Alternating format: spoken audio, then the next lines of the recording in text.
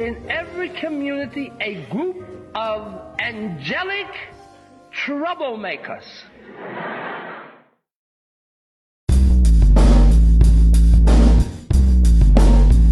Social justice, power word, power word, power word. Social justice, power word, power word, power word.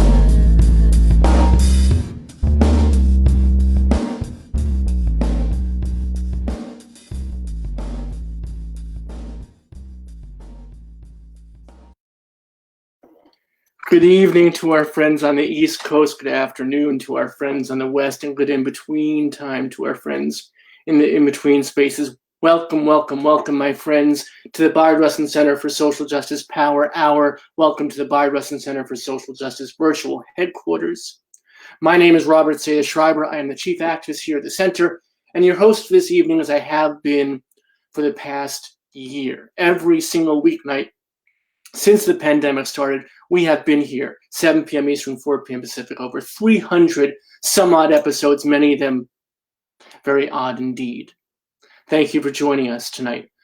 You being in virtual community with us is what makes all the difference, and we cannot thank you enough for joining us. We have a fabulous show tonight. Nate Powell, graphic novelist, author, artist, and just great storyteller. Looking forward very much to a really community building conversation.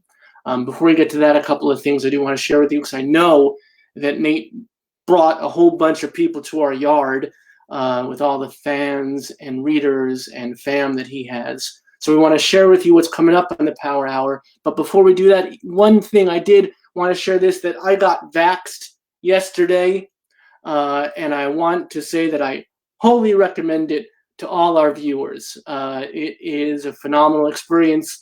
Thank you to the healthcare workers at the Cure Arena in Trenton, New Jersey. It was a wonderful experience. I feel really good, by the way. I got the J&J done in one. Vax, baby. If I do fall over during the show, Nate will take over and you can talk with him. But so far, I'm feeling pretty good. And let's all do our part and make sure we get through this together, okay? So coming up on the show, this is the Power Hour. It is here at 7 p.m. Eastern, 4 p.m. Pacific. Tomorrow night, we have queer yoga. We've had it every single night, every single Tuesday since the pandemic started with our queer yoga master, Jasmani. It is for the LGBTQI community and allies and friends and family. All are welcome. Downward dog, however you identify. Wednesday night, we have the author of When Women Invented Television, Jennifer Armstrong. Should be pretty fabulous. Thursday, we have Mia Bay, who wrote this incredible book, Traveling in Black, a story of race and resistance. And then coming up further on the Power Hour, we have Luke Eplin, who wrote this great book, just written up in the Times, Our Team, the epic story of four men and the World Series that changed baseball, talking about the second man who came into baseball, broke the color line, Larry Doby. So that's going to be fantastic. Final revival of Opal and Nev. Donnie Walton's going to be with us. Phil Jimenez, the first out and proud, or the first openly out and proud queer creator, DC Marvel. Looking forward to talking comics with him and his journey. Disha Fila just won the Penn Faulkner Award, The Secret Lives of Church Ladies. The Arsonist City Hala Alan. Punch Me Up to the Gods. Brian Broom's going to be bringing down the house. This book's going to blow up. It's coming out soon. And finally, on this roster, we have Minda Hartz, who wrote the memo and then created a corporation about it, about making sure that Black women in the corporate world are making sure they're heard and seen and have a seat at the table. And then finally, we have the fabulous Wayne Brady. Enough said. You don't want to miss that. And save the date, folks. I've been talking about this for a bit since we first announced it. June 12th, Virtual Pride 21. You know how big and bad it was last year with Billy Porter and Titus Burgess and a whole bunch of other folks showing up. Don't miss it this year. Put it on your calendar now with a big rainbow heart. We're going to be marching in solidarity, dancing in celebration, and being together in virtual community as we always are here at the Power Hour. But that's going to be super special. So don't miss all of that and so much more. By the way, I totally forgot, we don't have the graphic up, but Jill Sobule, our musician in residence, will be back with us, and she's bringing her friend, the legendary John Doe from the band X. You're not going to want to miss that either. So all that and so much more coming up in the Power Hour. And you can tell I'm pretty psyched. I got vaxxed, and we have a great guest, and that Grace is coming on right now. So let's do the do. Nate Powell began self-publishing when he was 14 years old and has never stopped, can't stop, won't stop, illustrating and writing several books, becoming the first and only cartoonist ever to win the National Book Award. He is the creator of the brand new graphic memoir essay, Save It for Later, as well as artist for the March trilogy about civil rights icon John Lewis, among many other wonderful books and graphic novels. Nate has also received a Robert F. Kennedy Book Award, 3 Eisner Awards, 2 Ignatz Awards, a Coretta Scott King Author Award, 4 Yalta Great Graphic Novels for Teen Selections, and is a 2-time finalist for the Los Angeles Times Book Prize. Along the way, appearing on the Rachel Maddow Show, CNN, PBS, and a little place called the UN. He has received so much more, and we're so thrilled to have him here. As Nate his own self says, quote, I love trying to forge a contract between creator and audience in which we're able to meet halfway, each injecting a part of our own experiences into a story that's being told, end quote. So tonight we look forward to some of that inspirational injection. So please join me in welcoming Nate Powell to our Bayard Rustin Center for Social Justice Power Hour. Nate, thank you so much for being with us tonight. Hey, thanks for having me. Glad to be here. So thrilled. Love your studio. Love your setup. It's the perfect moment to be with you. I see the vinyl and the long boxes and the drawing table. You and I are too simpatico, and I fear that we could go down too many rabbit holes tonight and entertain each other and leave behind the audience. So let's be careful. Let's be careful out there, right? So tell me, you have had an incredible career thus far. And it must feel really good to be able to make a difference using your inky fingers. Are you able to appreciate all that you've done thus far? Yes. I mean, am I able to appreciate? I guess that's the fine line. I work at a pretty fast clip, and so there's not a lot of looking back sometimes. That's really where the reality of being like a full-time cartoonist has resulted in kind of having to balance my ability to look back at what I've done. This is where I'm really thankful for any chance to like talk about my work and its context with the world that we all share, because these are those moments to reflect on the work in the larger sense. But yeah, it's, I've wanted to draw comics since right around my 12th birthday. And it was really one of those moments where I always drew and I always read comics from the time I was 3 years old. But I never put 2 and 2 together that could be a possibility for me. And it took a friend of mine who was drawing comics to just suggest it. And he was like, we need to make comics. And that was the moment where I was like, oh, we do need to make comics. And I've just never looked back since, 31 years ago. So I hear rumor that you actually graduated from School of Visual Arts. I did, yeah. Yeah, I think you're the first person I've ever met in the entire world that actually graduated. Everybody I know went there for a couple of years and then went somewhere else, myself included. Right on. Well, to be fair, I did graduate, but I did not attend graduation. So maybe that helps even the playing field a bit. So I'm not going to ask when you were there because I don't want to give away, any of your personal information you don't want to share. But we must have gone for the same reason: the cartooning comic book major, the fact that there was such a strong platform for folks like us to have our voices heard, and and the great teachers who were there at the time that I was there, Harvey Kurtzman and Sarah I can't remember her last name. I feel awful. But all these great comic creators were teaching there and still are. Like Phil Jimenez, who's on the show later on in the month, is teaching there. And Steve Brodner, who's a friend of the show, who comes on once a month, teaches there. So there's wonderful folks who have taught there and continue to teach there. Was that a pivotal moment for you? Was that somewhere that you found yourself able to gestate even further your talents? I had an interesting relationship to art school in that ever since the beginning of ninth grade in high school, I had been self-publishing comics, and had been, self-publishing zines, tapes, records. The DIY bug hit me really early as like a 13-year-old getting into underground punk back in my home state of Arkansas. So I learned a wealth of technical and formal information, and I really appreciated the way that my comics studies, overlapped with other classes I had to take. It allowed me to sort of like, perceive, see, and draw in new ways. It acclimated me to using a lot of professional tools that in pre-internet Arkansas, like I was virtually clueless about.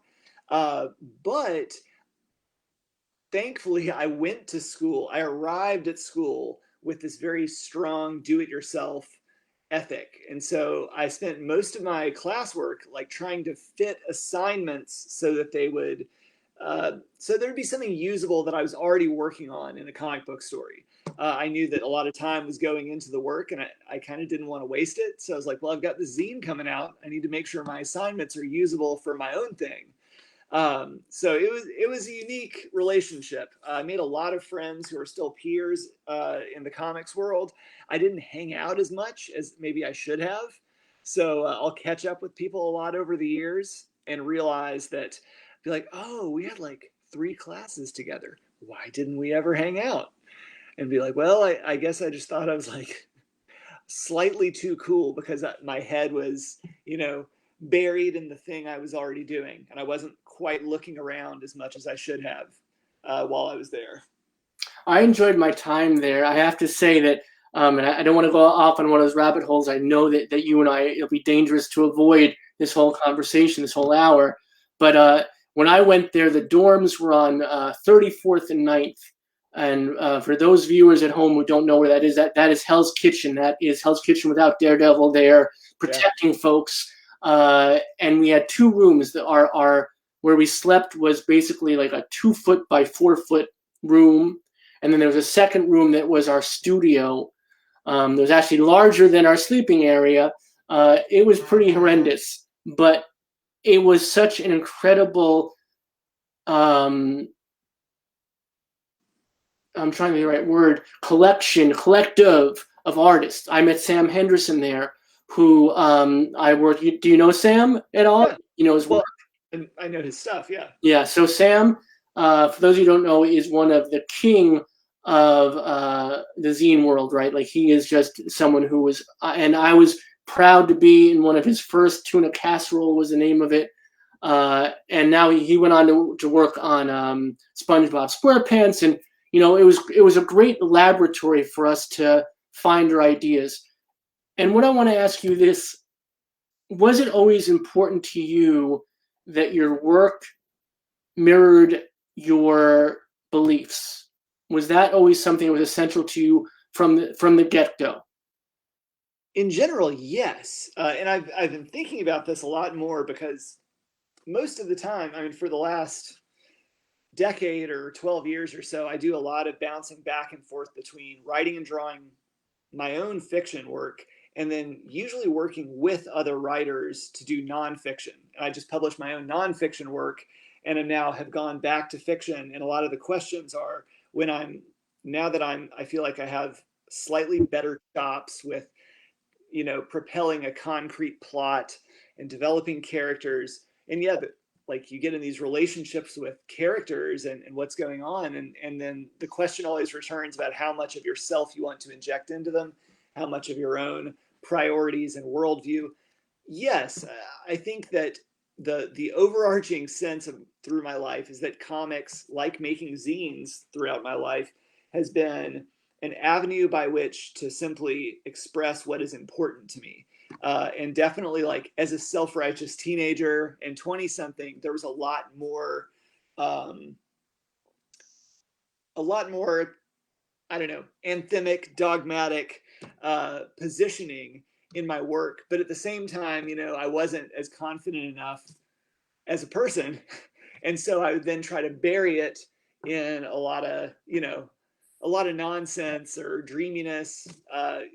These are elements of stories that I still love, but it's been a kind of a slow crawl back to find a nice balance where I'm really expressing something that's at the core of who I am, yet allowing not just fictional characters, but allow their arcs and their lives to kind of make their own choices eventually as they develop and grow on the page.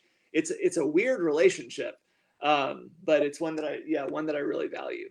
So was it a matter of finding your artistic voice as well as finding your confidence in incorporating more difficult matter in your work? And what I mean is, your art, if you want it to be a career, is a commodity of sorts.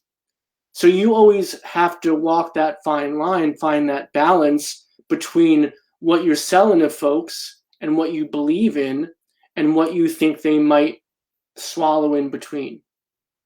That is true.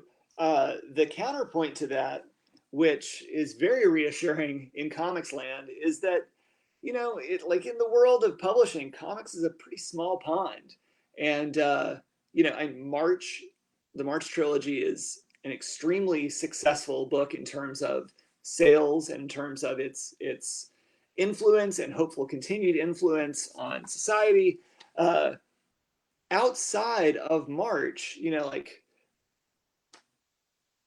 what's amazing about doing comics is that it's such a small pond that you can take some kind of big risks, creative risks, or in terms of taking a chance on making a statement that's meaningful but chancy, or cranking out fiction that can tread a line. Basically, you can try stuff, and if it works, nobody's going to really care that much. But if it doesn't work and it bombs, still nobody really cares. So it takes a lot of the pressure off. Like when you're selling 5 or 10 or 15,000 copies of a book as compared to like 300,000 copies of a book. It's kind of nice. Like the world of making comics and particularly making graphic novels it's a nice playground. It's a good middle ground where you're able, like, these are works which will last. You're able to express yourself with a lot of freedom, but the stakes are fairly low. And even in terms of making comics, I make all my stuff physically on paper with ink and ink washes. It certainly takes time, but if you need to redo something, you just redo it. Like the stakes are so low, it's so accessible.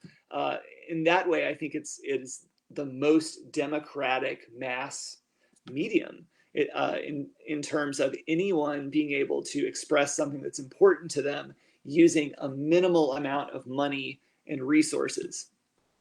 But if you do want to cross that line into being hugely successful, into having the life you want to have and doing it as an artist, there has to be some consideration of raising those stakes, of those risks becoming higher, and Yes. grow an audience.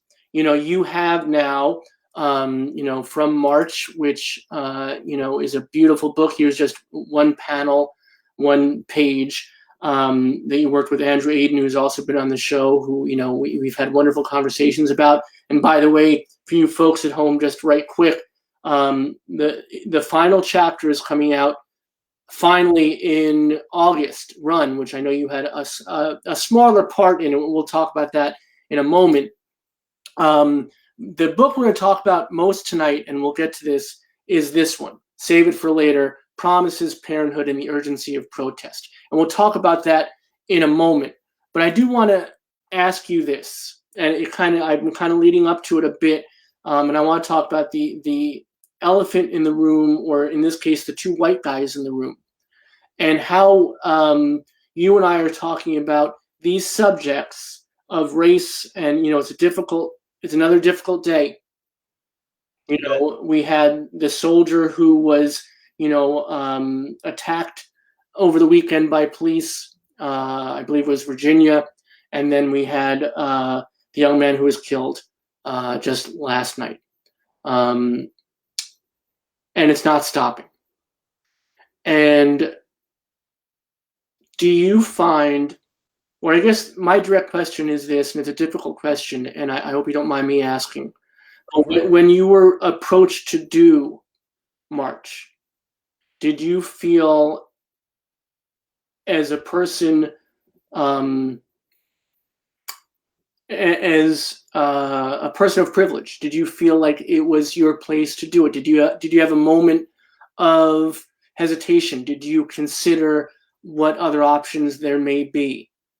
Well, early on, that was its own process. I was initially, I read the press release for March, and I'd been working with my publisher for 5 or 6 years prior to that.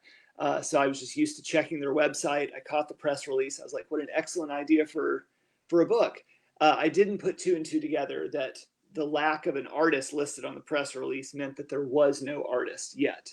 So I kind of forgot about it. Thankfully, my publisher called me a couple weeks later to personally recommend that I try out for the role of artist. And beyond his connecting me with Congressman Lewis and Andrew, it really fell into the same kind of arrangement of any other collaboration I've ever done with a book. It was between the creators of the book to determine, what was going to go down. So I did a couple of demo pages. I got notes back from each of them and redid the pages. After about 2 weeks, we just clicked really strongly and decided to push forward. Now, my publisher had his own reasons for thinking I was a good choice. One of those reasons was simply my being a Southerner. I'm from Arkansas. I also lived in Alabama, in Montgomery during elementary school.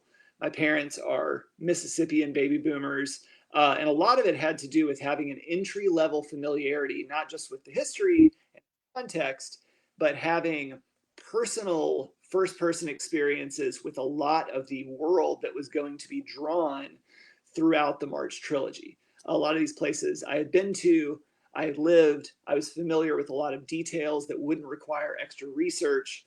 Another one of his considerations was I don't miss deadlines. I was reliable and I could bridge a gap between realistic and representational artwork and enough cartooniness and flow to really embed historic characters on the page with a sense of humanity and agency. But yeah, once we decided to work together, that being Congressman Lewis and Andrew's, decision, there's naturally the wave of self-questioning, anxiety about what that means for me, being the white boy artist to tell John Lewis's story of his life as a young person at the center of the civil rights movement. But also to tell the story of the larger movement itself, covering like 7 years. To make that long story short, virtually all that anxiety went away and became much more clear once I, number one, fundamentally accepted that Congressman Lewis chose me to tell his story. When I'm telling the story of March on the page, I'm telling the story of the movement through his eyes and in his words. And I like, that's phrasing that sounds like it's, part of like if you'd read like a one sheet about a book, but that's literally what it is. I'm telling this story through his eyes and in his words. And ultimately, it is not about me.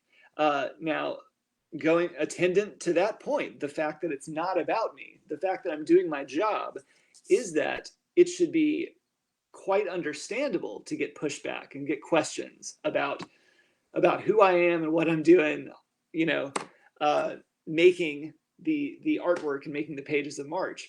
And really, again, making it not about you means welcoming those questions and welcoming those doubts. And the best way I could find really to respond was by trying to draw the hell out of that book and trying to let my work telling John Lewis's story speak for itself. And I found that kind of, like, in terms of my being able to do my job at the desk, that is what I had to circle back around to. That was always the answer, was putting it back into the work.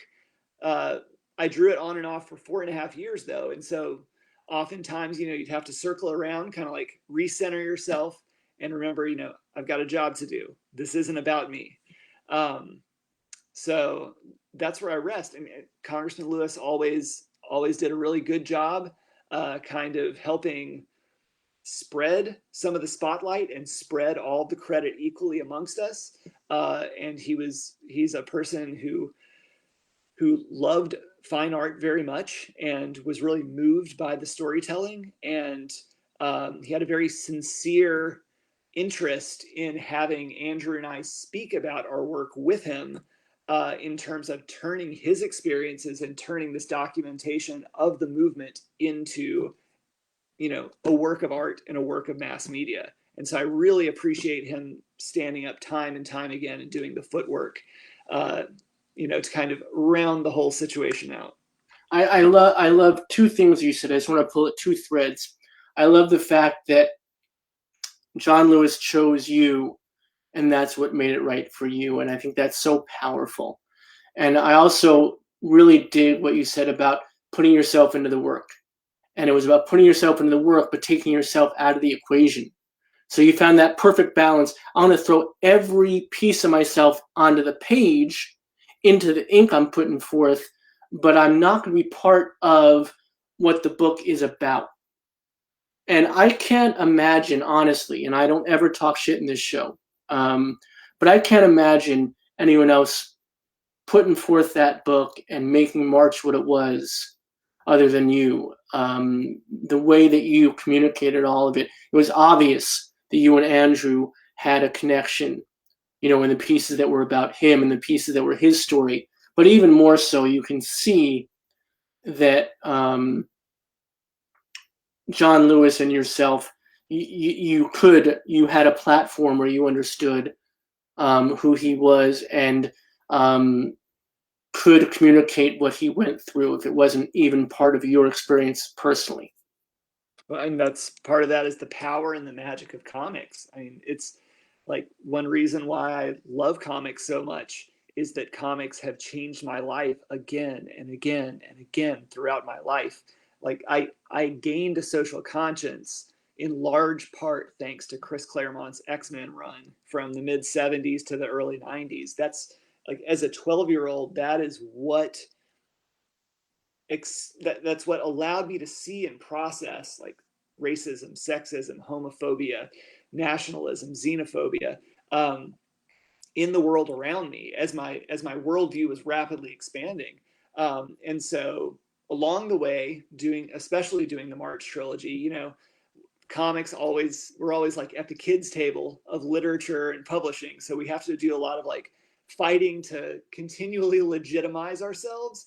But for a lot of that defaults to kind of discounting the power and the impact of more traditional comics, like trying to like really clearly separate what a graphic novel is from a superhero adventure comic. But to me, I started realizing it was more and more important to stick up for the at times revolutionary power of some of those superhero comics to sort of get a lot of people on a path to see their world through new eyes and to sort of change what they feel may be possible to do in relation to that world. I love that you raised the name of Chris Claremont. That is someone who does not get enough respect, both in the field and especially in the greater community. I mean, as you said, that run of X-Men, not only being workman, like he was just at it, for literally decades, but it was so important to so many marginalized communities. The queer community relates so much to the X-Men and what it was about being an outcast and being, loving the world that hated you and protecting the folks that wanted you dead. And there was so much to grasp onto there. So thank you for another name that deserves amplification. Claremont. People should definitely go out and seek some of that work out. Just brilliant stuff. But your journey, so you get to do March, and you must be the happiest camper in the world because you're now in a room with John Lewis, and you're getting to tell this story, and you're getting to work on this, and what a brilliant 4.5 years it must have been to do that work.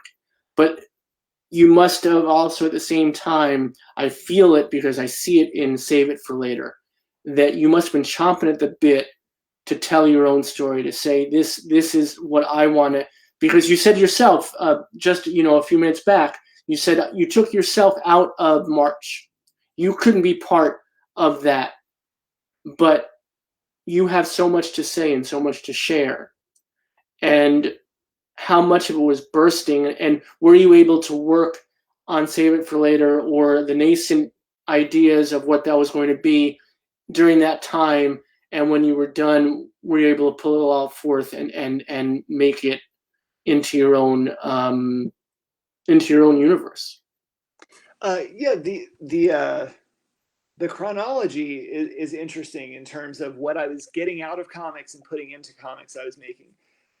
For the March trilogy, yes, there's a big part of presence and ego that you need to check at the curb. But there were these other moments where I was able to inject a strong sense of self in much more invisible and subtle ways, and a lot of that had to do with, whenever possible, if there was a physical location that I knew, that I had been to. Something like, these are the things that no reader should notice or would have any way of knowing. But like, for example, in March Book 2, at the beginning, as the Freedom Rides approach the city of Montgomery, I remember in Andrew's script, he mentions coming over like the last tiny hill with Montgomery approaching a few miles in the distance. And when I read that back in like 2014 or 2013, I was like, I know that hill because that's the first hill of the Appalachian Mountains. And it's like 50 feet or something. But I remember being a child and driving north through Birmingham to Mississippi, to northern Mississippi, and my parents pointing out that this was the beginning of the Appalachian Mountains. And I was like, I have vivid memories of this one line in a script, which is only in existence to describe the scene to me. And I remember writing Andrew back to be like, believe it or not, I am having big feelings about this tiny hill, and I'm going to draw the hell out of this hill. So I was writing and drawing my own fiction work while I was doing the March trilogy. And a lot of that I was sort of putting on the back burner because the responsibilities, but also the scope and scale of doing March were increasing and changing day by day. Also, the social and political climate of the United States was shifting so quickly, really just explicitly shifting rightward as our work between 2012 and 2016 continued for March. And so it's requiring more energy, more evaluation of what we were doing and why. And so, frankly, like, Save It for Later is nonfiction. It's like, it's a hybrid of memoir and essays. But by the time the drawing table was clear, like, I really had no interest in doing a memoir or an autobiographical comic. And I was very happy just collaborating with other writers and doing my own weirdo fiction. Then throughout 2017, as we're all adjusting to 100 dumpster fires burning at once, and we're all scrambling to react to these moments as we should. By the end of 2017, like the main impetus for Save It for Later was simply that things were moving so quickly, and we were forced in this authoritarian power grab to be in a situation in which we were always reacting to a situation instead of, and this is like a brilliant authoritarian tactic or strategy, is sort of taking away our ability to create and move and build on things when you're always in a reactionary standpoint. But importantly, it's like things are happening so quickly, like everyone's scared, anxious, angry, sad. But most people I know, myself included, feel like there's not enough bandwidth to kind of air that to anyone who's outside of your closest inner circle of friends or your family members, if that. And I would catch myself time and time again being like, who cares? This is not the time.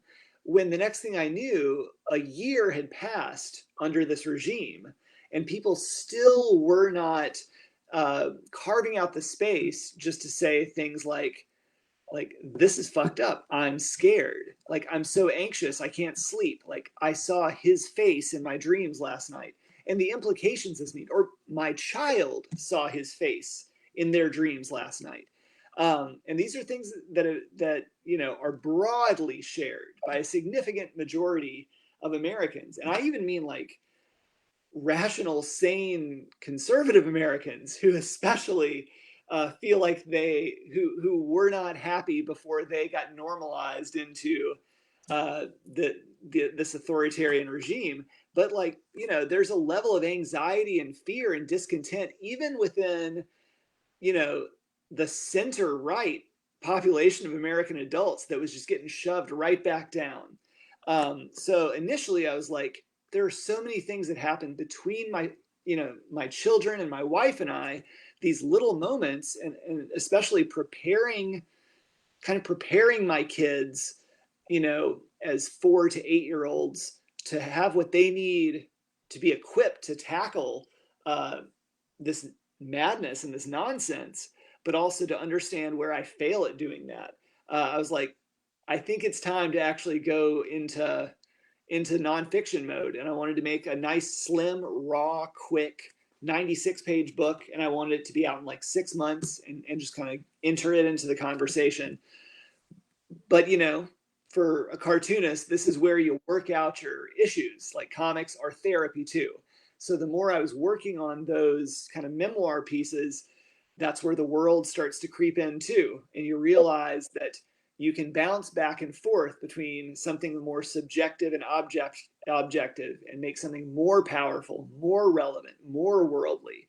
So I spent 2 extra years on it and wound up with what I have. So what happened was it became as exponential as it was inspirational. Yes. And what's amazing to me is I don't think folks understand, especially with graphic novels and comics, how much work and time it takes to create. So this came out and it blew up and people were like, oh, it's so of the moment. It's so wonderful. You captured, but you've actually been working on it, as you just said, for about 4 years. So it's 4 years in gestation, but it seems like it was just hot off the ink isn't dry, but that's not the case at all. Go ahead. No, please. This is a really tricky spot for Save It for Later to be in. It's divided up into 7 chapters, and each one's kind of an interwoven essay that relates to the others. But especially when there is such a quick sequence of events during the previous administration in a very blatant, attempt at a breakdown of democracy and a breakdown of a shared society. Things are happening so fast, and especially, with comics, like the slowest yet, most accessible one-person mass media to become involved in. Yeah, early on, I was trying to burn through pages as quickly as I could. And I outlined and even kind of like sketched out the first 2 or 3 chapters within a day or two. And I was like, oh, I've got this. I've got this. But then, yeah, reality is always right there for you. And you start asking yourself questions: how much to update the things you've already finished? How much a statement becomes obsolete once 6 months or a year or 2 years pass? And my conclusion was there's no, like, especially in the last year of doing the book, when that was the only thing I was working on, I realized that at each point, if this book comes out tomorrow, it won't be soon enough, and enough things are happening that it's always going to be like something is always going to be out of date, or there's something that needs to be adjusted. And because this is my experience and my family's experience, but the reason why it's a book is because, like, I'm not special. Like, who cares about what my family and I have, like, had to talk about or whatever? It's the fact that a significant majority of American families have had experiences, discussions, fears, anxieties, very similar to what I've documented. And a lot of it is like not trying to be a parenting guide, not thinking I'm qualified for that, but sort of showing the successes and failures, what did and didn't work for me and for my kids, to recognize that, like, we are all, figuring out how to find our way through this and how to equip our kids for their foreboding future. But also, yeah, like I basically decided to date the end of each chapter, recognizing that anything can happen at any point, which would put, any statement throughout the book or any conclusion or any observation at jeopardy of seeming immediately obsolete. So that was one of these moments where you expose your limitations. I dated each chapter to be very explicit about this crystallizes my thoughts or my position, my doubts at this date. And I finished work on it at the end of August in 2020. Let me tell you, it's like pretty weird to be in a situation where you're like, I just don't know if democracy is going to survive. I don't know what's going to happen. And trying to make a statement in a book that remains relevant regardless of the electoral outcome that happened last November. I think I succeeded at making a statement that reflects who I am and what I value. And I think it did endure. But it was a really weird situation to be like, okay, do I need to make 2 different endings to this book? The ultimate answer being, like, if you're going to have to change the book that much about these pressing concerns based on the electoral result, then you've got a bigger problem with the book. So I just tried to focus on making the message and the content in the book consistent enough that it would survive even the most terrible of outcomes. I mean, it's fascinating to me that you have this modesty about what you've created, which is very much so a great guide to parenting during this time of protest. I wish that you understood how successful you were. But I also find that modesty to be coupled with the incredible ballsy move of you saying, in August, I'm done. And not saying, okay, I traveled this journey for this long. Let me wait a couple of months and see what happens so I know exactly what my ending should be. I mean, it's pretty brave to say, you know what? Democracy is going to survive or not, but I'm putting this out there, and it's going to be meaningful because it was of this moment. So, as a prior guest, Michael Penn, when he came on this show, he's a musician, and he said, I'm not sure if we can talk for an hour because talking about music is like dancing to architecture, that old quote.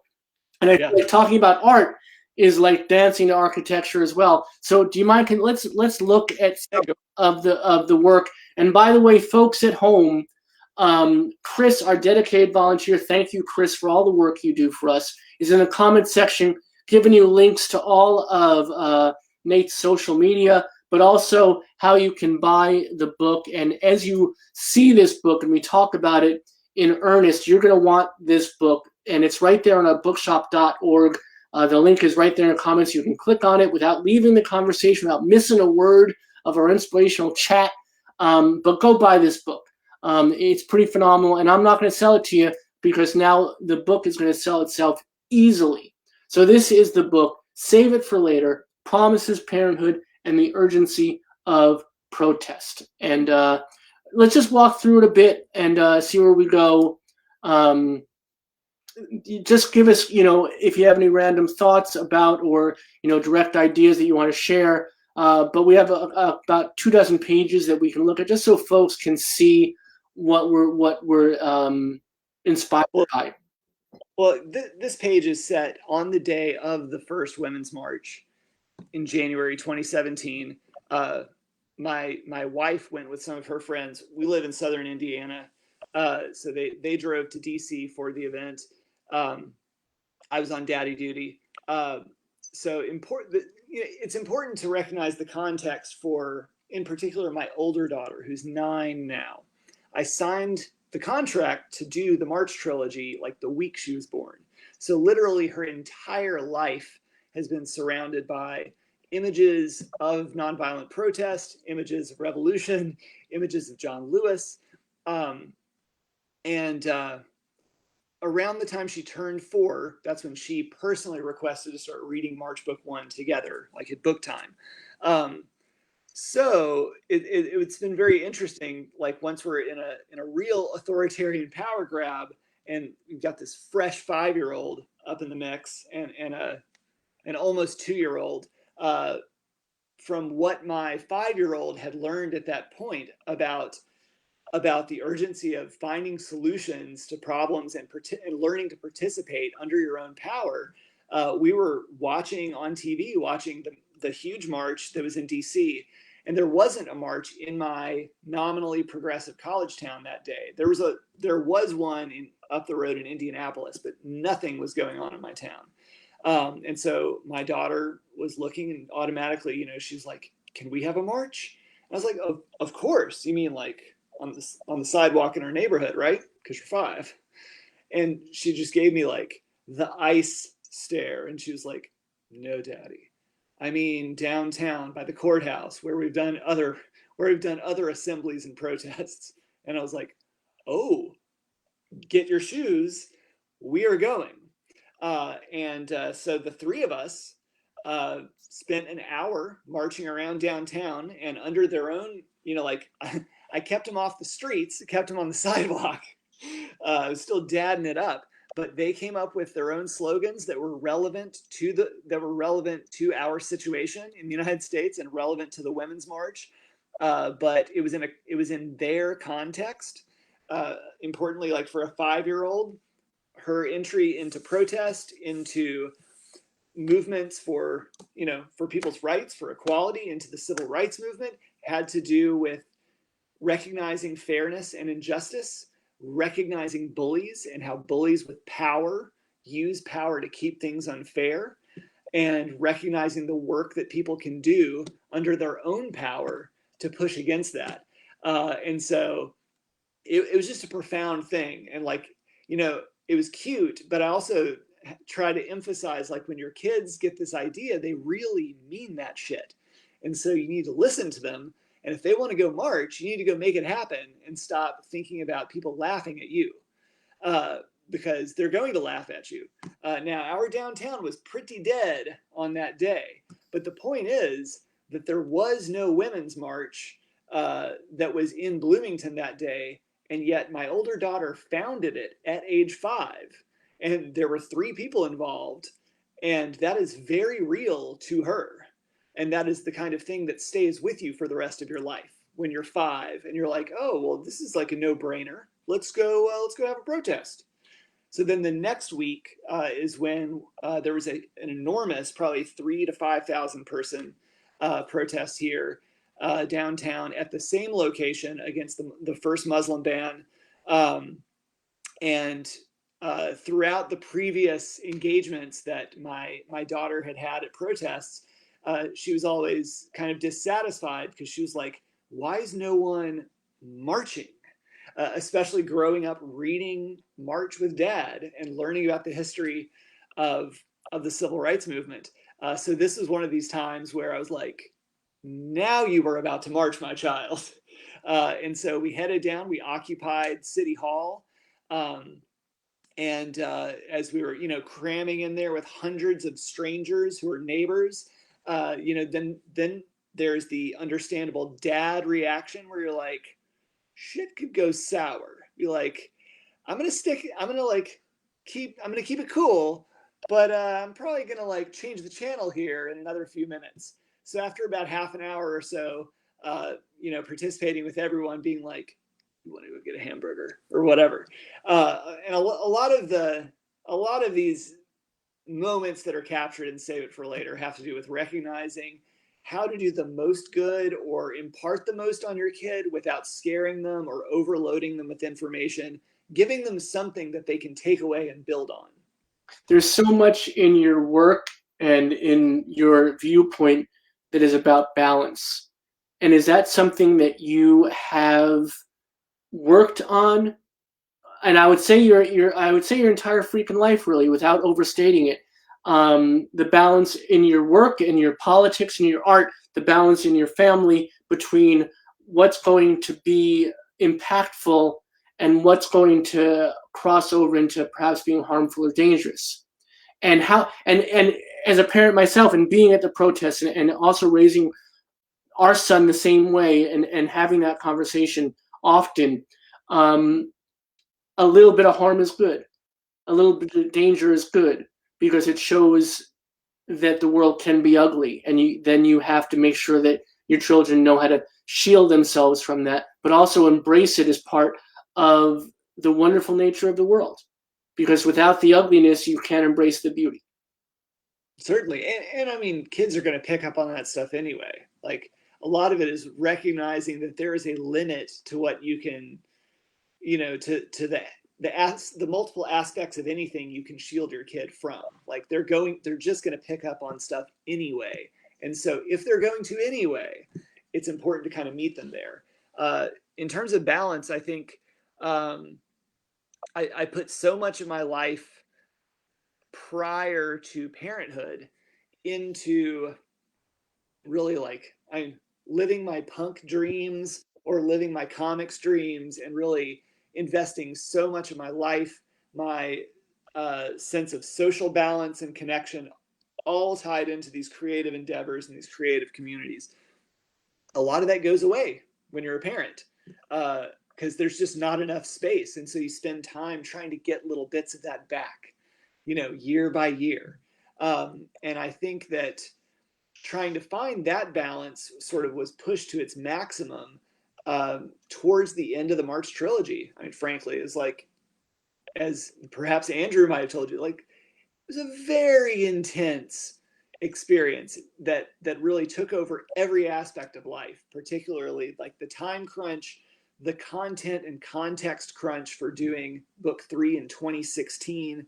And so since finishing March book 3 in 2016, a lot of my headspace has been dedicated to basically just doing what I know I'm supposed to do and finding balance so that I won't fall dead of a heart attack when I'm 55, and making sure that my wife and my children understand that dad has figured out how to handle stress in a more healthy way as time has gone by, and not to basically, you don't want your kids to make the same mistakes you make. Historically, I'm bad at handling stress, and it just makes me anxious, and it makes me get focused on other things I could be doing or whatever. So yeah, the older I get, the more I realize this is the kind of stuff that's just going to kill you when, as a middle-aged person or whatever. So yeah, it becomes a little more urgent when you're like, okay,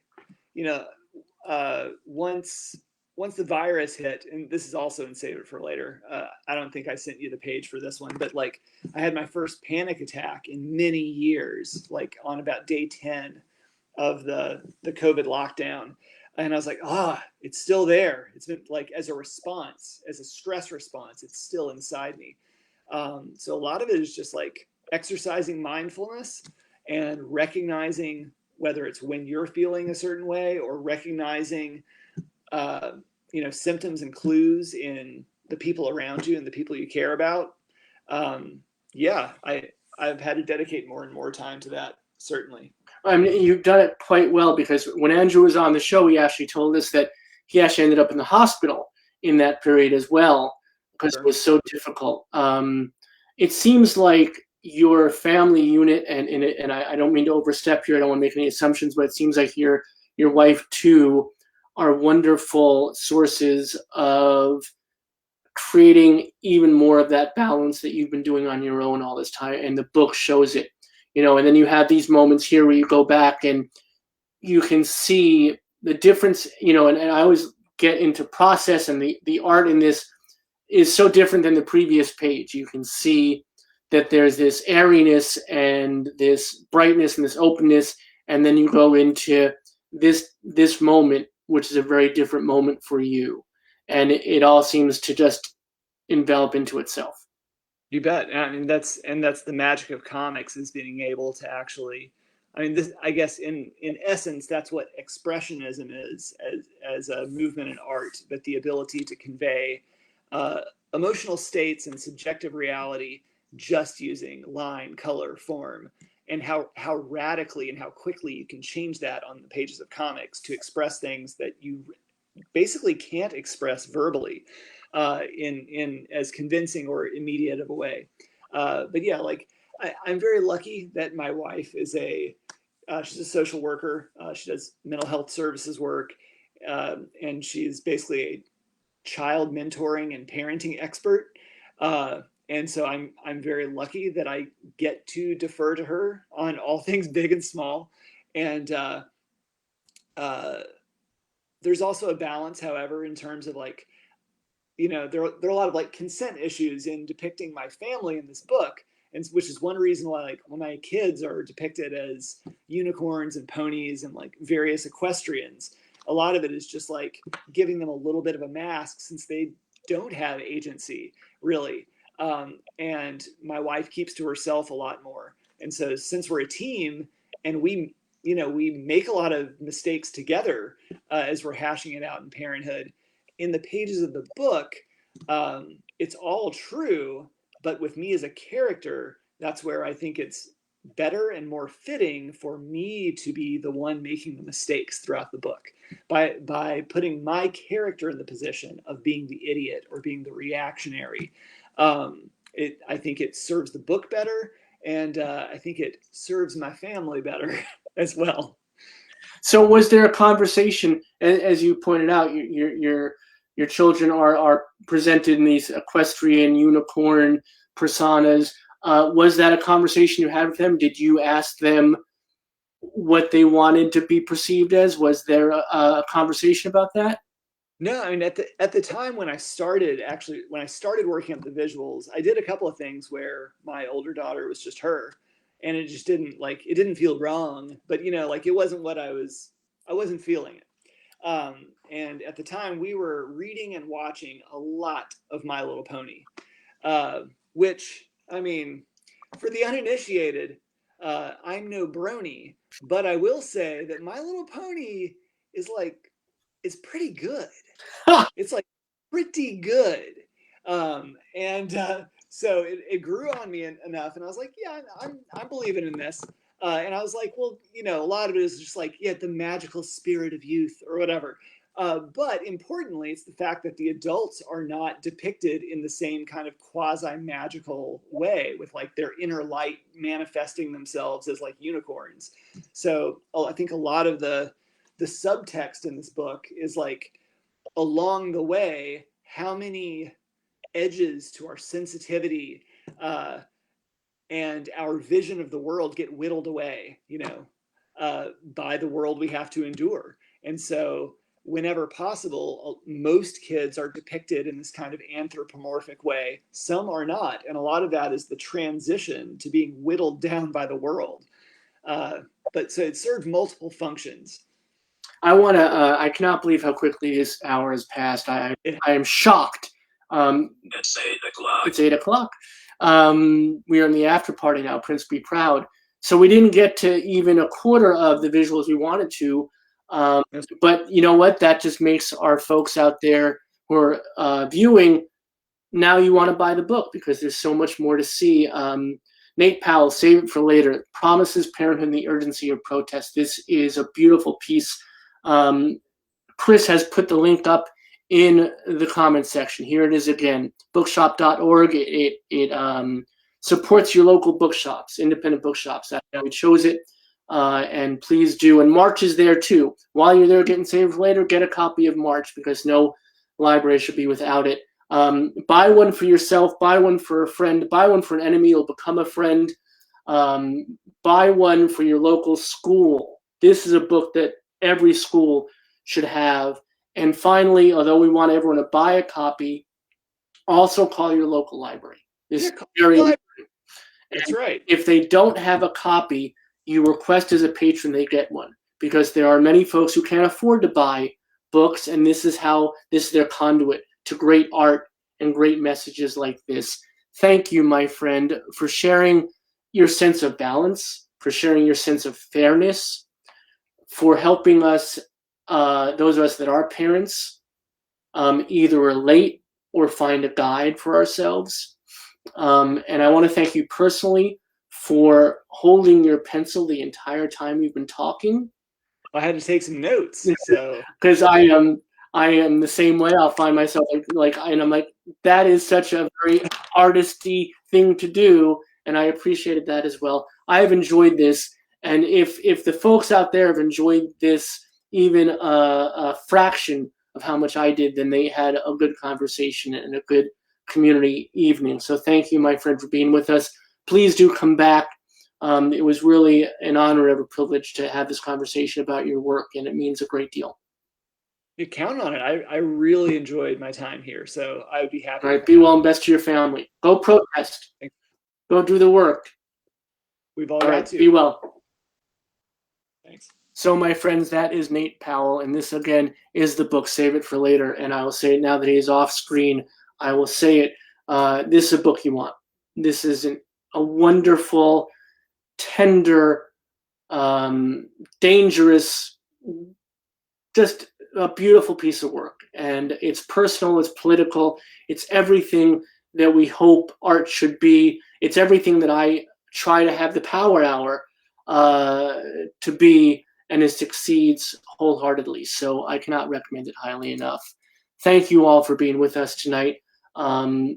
Another extraordinary conversation in the Power Hour. Remember, we are here 7 p.m. Eastern, 4 p.m. Pacific, and we look forward to having you with us. Please do be with us, because we are here for you, but it means nothing if you're not here with us.